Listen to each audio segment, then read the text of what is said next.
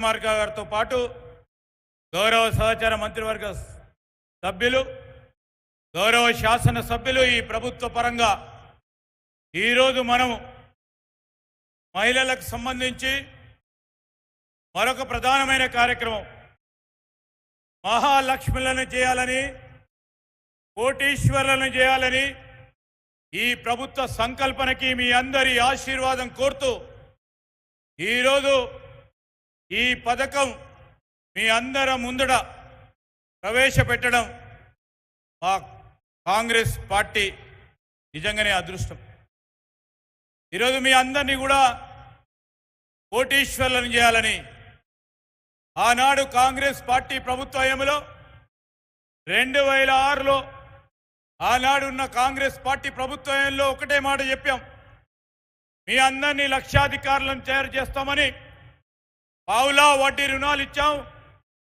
అదేవిధంగా 2014 వచ్చే వరకు వడ్డీ లేని రుణాలు ఇచ్చే కార్యక్రమం మొదలు పెడితే గత ప్రభుత్వం 10 సంవత్సరాల కాలయంలో మొత్తం మహిళా సంఘాలకు సంబంధించి వారి పరంగా ఉన్న వడ్డీని కూడా ఆలోచన చేయకుండా పావులా వడ్డీ పక్కన పోయింది, జీరో వడ్డీ పక్కన పోయింది. ఈరోజు మహిళలకు సంబంధించిన శక్తి విషయంలో ఈరోజు ఈ నిధుల సమకూర్పు చేయాలని, ఈ మహిళా శక్తి, మీలో ఉన్న శక్తిని వెలికి తీయాలని ఆలోచన చేసి ముందుకు వెళ్తా ఉన్న తరుణంలో ఇప్పటి వరకు ఇంకా 100 రోజులు గడవలే. 100 రోజులు గడవకముందే మహిళలకు సంబంధించిన అనేక అంశాలు ప్రభుత్వం అమలు చేస్తూ ఉంది. ఇంతకుముందే సోదరులు ప్రభాకర్ గారు చెప్పినట్టు ఉచిత బస్సు ప్రయాణంతో మొదలుపెట్టాం.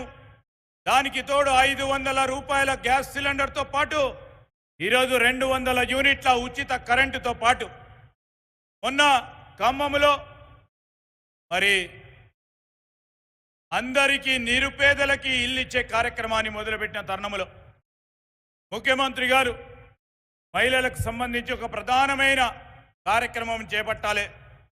రాబోయే 5 సంవత్సరాల కాలయంలో అందరినీ కూడా ఆర్థిక శక్తిని కల్పించే విధంగా ప్రయత్నం చేయాలి. మీ అందరి ఆశీర్వాదం కోరడానికి మేమందరం వచ్చాం. మీ అందరి ఆశీర్వాదం కోరుతూ మరొకసారి మీ అందరికీ కూడా శుభాకాంక్షలు తెలియజేస్తూ సెలవు తీసుకుంటాం. జై హింద్. ధన్యవాదాలు సార్. గౌరవనీయులైన ఉప ముఖ్యమంత్రి వర్యులు మల్లు భట్టి విక్రమార్క గారి సందేశం.